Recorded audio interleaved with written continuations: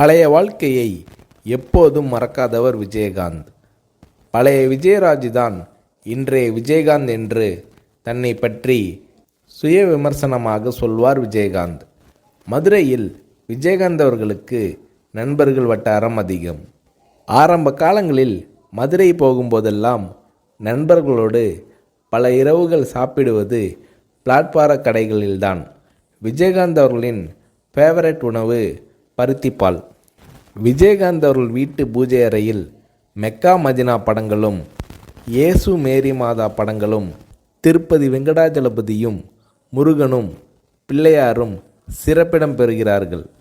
பூஜை அறையில் இன்னைக்கு பொழுது எல்லாம் நல்லா இருக்கணும் என மனதார வேண்டிக் கொண்டு வெளியில் கிளம்புவார் விஜயகாந்த். நமக்கு தொழில்தான் சாமி என எப்போதும் சொல்வார் விஜயகாந்த். வடபழனி முருகன் கோயில், திருவேற்காடு கருமாரியம்மன் கோயில் மன திருப்திக்காக விஜயகாந்த் அவர்கள் போகும் இடங்கள். செயின் ஸ்மோக்கராக இருந்த விஜயகாந்த் திருமணத்திற்கு பிறகு அந்த பழக்கத்தை அறவே விட்டுவிட்டார். அசைவ பிரியரான விஜயகாந்த் அவர்களுக்கு ஐர மீன் குழம்பை சாதத்தில் பிசைந்து சாப்பிடுவதில் அலாதி பிரியம். அரிதாகவே விஜயகாந்த் அவர்களுக்கு ஓய்வு நேரம் அமையும். அப்போது மகன்களையும் அவர்களின் நண்பர்களையும் அழைத்து வட்டமாக உட்கார வைத்து தானும் ஒரு மீசை வைத்த குழந்தையாக மாறி விளையாடுவார் விஜயகாந்த்.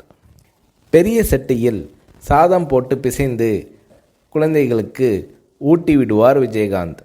ஹாலிவுட் சண்டை படங்கள் பார்ப்பதும் விஜயகாந்த் அவர்களது ஜாலியான நேரத்து விஷயங்களில் ஒன்று. பள்ளியில் படிக்கும்போது கால்பந்து விளையாட்டை பிரமாதமாக விளையாடுவார் விஜயகாந்த். கால்பந்து வெறியர். இங்கிலாந்து வரை போய் நேரில் கால்பந்து போட்டிகளை பார்த்து ரசிப்பார் விஜயகாந்த். விஜயகாந்த் அவர்களது மகன்களுக்கும் கால்பந்து விளையாட்டு பிரியம் வந்துவிட்டது. மகன்கள் சொல்லி சொல்லி கிரிக்கெட் பார்ப்பதும் விஜயகாந்த் அவர்களுக்கு பிடித்தமான விஷயமானது. வீட்டில் இருக்கும்போது பசங்களோடு ஜாலியாக கிரிக்கெட் விளையாடுவார் விஜயகாந்த். விஜயகாந்த் அவர்கள் வில்லனாக நடித்த ஒரே படம் இனிக்கும் இளமை. அதற்கு பிறகு எல்லாமே ஹீரோ வேடம்தான். பிற்காலத்தில் ஒரு பெரிய ஹீரோவுக்கு வில்லனாக நடிக்க ஒப்புக்கொண்டு அட்வான்ஸும் வாங்கிவிட்டார் விஜயகாந்த். நண்பர் இப்ராஹிம் ராவுத்தர் அதற்கு கடுமையாக எதிர்ப்பு தெரிவிக்க வாங்கிய அட்வான்ஸை உடனே திருப்பி கொடுத்து விட்டார் விஜயகாந்த். எந்த அளவுக்கு அன்பான மனிதரோ அதே அளவுக்கு கோபக்காரர் விஜயகாந்த்.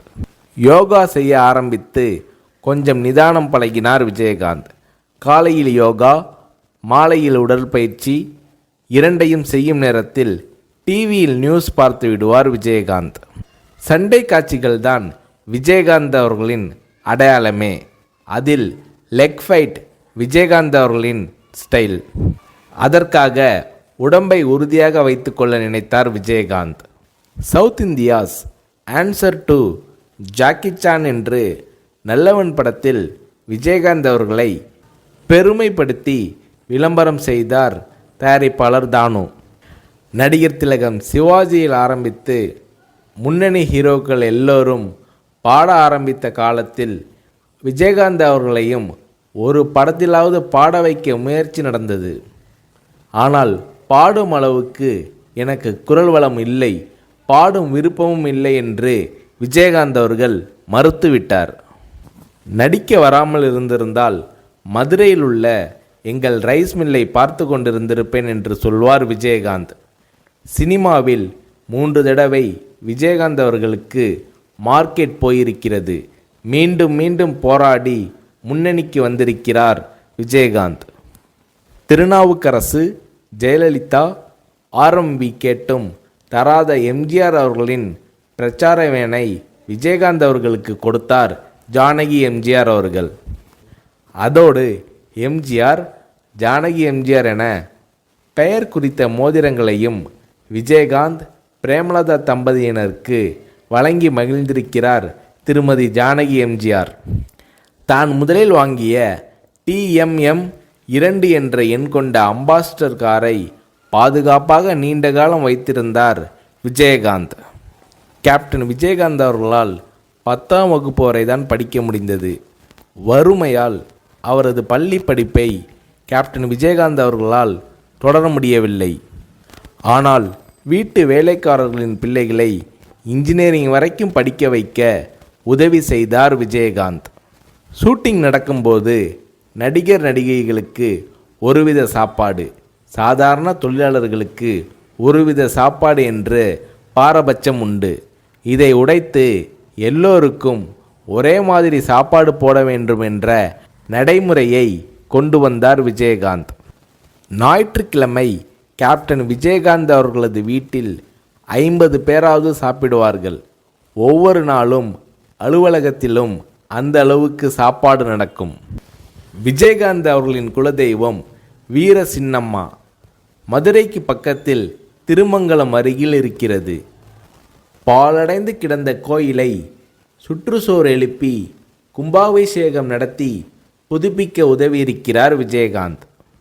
இந்தியில் தர்மேந்திரா, அமிதாப், தெலுங்கில் NTR, சிரஞ்சீவி, மகேஷ் பாபு, கன்னடத்தில் ராஜ்குமார், விஷ்ணுவர்தன், சங்கர் நாக், மலையாளத்தில் சத்யன் படங்கள் என்றால் விஜயகாந்த் அவர்களுக்கு மிகவும் பிடிக்கும். சத்யன் நடித்த கரைகாணா கடல் விஜயகாந்த் அவர்களுக்கு மிகவும் பிடித்த படம். ஆனால் விஜயகாந்த் அவர்கள் தமிழ் படங்கள் தவிர்த்து வேறு மொழிகளில் நடித்ததில்லை. தமிழ் படங்கள் தவிர்த்து வேறு மொழிகளில் நடிக்க மாட்டேன் என்ற உறுதியை விஜயகாந்த் அவர்கள் கொண்டிருந்தார். RK செல்வமணி இயக்கத்தில் இப்ராஹிம் ராவுத்தர் தயாரிப்பில் மேடே என்றொரு ஆங்கில படத்தில் கேப்டன் விஜயகாந்த் அவர்கள் நடிக்கப் போவதாக விளம்பரங்கள் வந்தன. ஆனால் அந்த படம் எடுக்கப்படவே இல்லை. 2005ஆம் ஆண்டு அக்டோபரில் மதுரையில் மாநாடு நடத்தி கட்சி தொடங்கினார் விஜயகாந்த். அப்போது அரசியலுக்கு நான் பிழைக்க வரவில்லை, உழைக்க வந்திருக்கிறேன் என்று விஜயகாந்த் அவர்கள் பேசினார். அந்த மேடையில் விஜயகாந்த் அவர்கள் பேசியது அத்தனையும் விஜயகாந்த் அவர்களது மனதிலிருந்து வந்த வார்த்தைகள். வாழ்க்கைனா வசதியாக வாழ்கிறது மட்டும்தானா?